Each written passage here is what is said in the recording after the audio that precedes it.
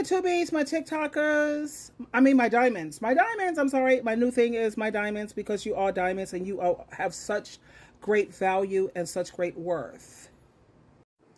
Tell me something. How would you feel if someone canceled a date with you last minute, an hour before the date? Listen to this story time and then we'll come back and we'll discuss it.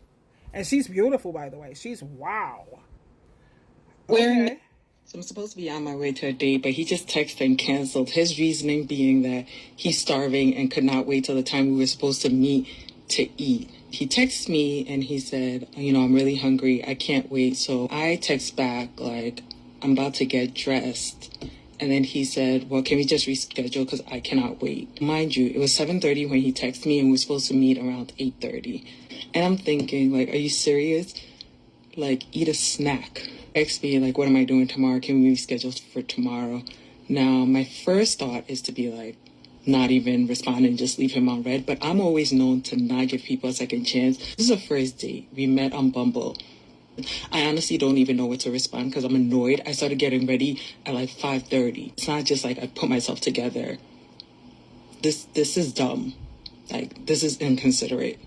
And you're not starting off on the right foot. And you asked me 2 days in a row to go out. I don't know what to respond. It's like a nice way to just be like, no, thank you. Like, I'm good. Or should I just like chalk it up to he was really hungry, couldn't wait, and I should give it a second chance? Anyway, tell me your thoughts. Now, truthfully, he doesn't deserve an explanation. This man canceled a date 1 hour before it's actually supposed to start for a very avoidable reason. At your big age, you don't know how to manage your hunger? You had an 8:30 date and you couldn't figure out what you should be eating leading up to the date to make sure that you weren't starving by the time the date was supposed to start. This is a lame excuse that I don't even believe. I don't think you believe it either. Don't ignore this obvious red flag. There is something about it, your intuition, your discernment, something is screaming at you that something about this isn't right. If you feel like you have to respond, I would say something like this. The man for me isn't somebody who easily reneges on his obligations. He doesn't easily break plans. Not with me.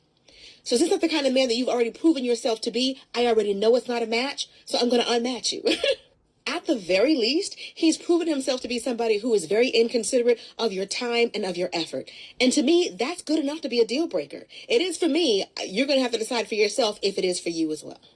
And I low-key feel like he had some kind of other plan or something else fell through. It just the excuse seems very lazy. Like, does he have a wife and something happened? Does he have a girlfriend? It just seems really like suspect that you were excited about this woman just 2 days ago. But now you're going to let a little thing like hunger keep you from going out with this woman? I don't buy it. So I'm supposed to be on my way to a date, but he just texted. I don't even understand why we're having this discussion. I mean, you have to honestly ask social media, what should you do? Block, delete, end of story, next. And she's beautiful. Why would she have to put up with such rotten behavior? And like the other young lady said, Shonda, I love her, ShAWNDA. Check out her TikTok. She's awesome. Also, why should that discussion? There's nothing to discuss. When someone shows you who they are, believe it. I think the reason why you have so many women who tend to overlook their intuition is because we're always told, people are not perfect. You have to give people a chance, especially when you're talking to older people. They will give you that bad, horrible advice. Our grandmothers or great-grandmothers, well, actually you have some great-grandmothers who will tell you, don't sell yourself short. She was married for 50 years and like 40 of those years or 55 or 45 or most of those years, it was a horror story. But she stayed because she was afraid of the unknown. She was afraid to be on her own. But back then, our grandparents and great-grandparents, they didn't have the resources and the things that we have access to now. So women no longer have to stay and put up with this abuse. But as for this date, oh, honey, there would be no. I wouldn't even send him a text. You prove you're not reliable. And like what my intuition would have told me, he has another date set up. He either has a wife or he overbooked. You know, I have no qualm with a person dating at least 3 people. You know, I believe that you should always have 3. You're single until you're married, as far as I'm concerned. And we're just dating. So I'm a firm believer that men and women, you should date like 2 or 3 people at the same time. Date, not sleep with. There's a huge difference between dating and sleeping with someone. But, you know, you're trying to see if you're interested in marriage. As you know, I'm not. Been there, did that 2.5 times. No.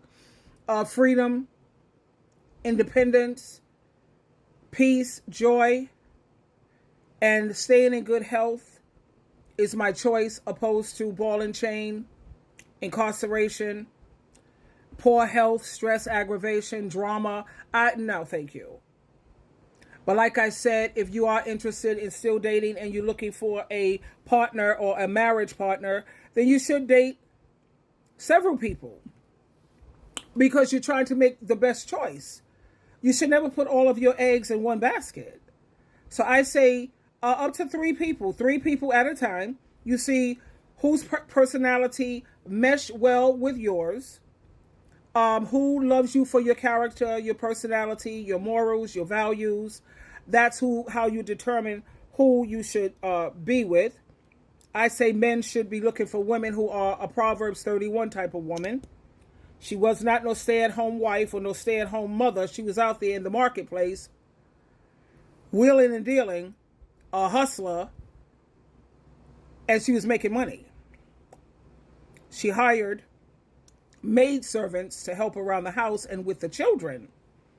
She was a wise woman, and a man should always look for a wise woman. Proverbs 31 for the men, and women should always look for a man who's on Jesus' team and who's going to apply Ephesians chapter 6, verse 4. When you have children, you fathers go on raising and bringing up these children. That's not for women to do or mothers to do.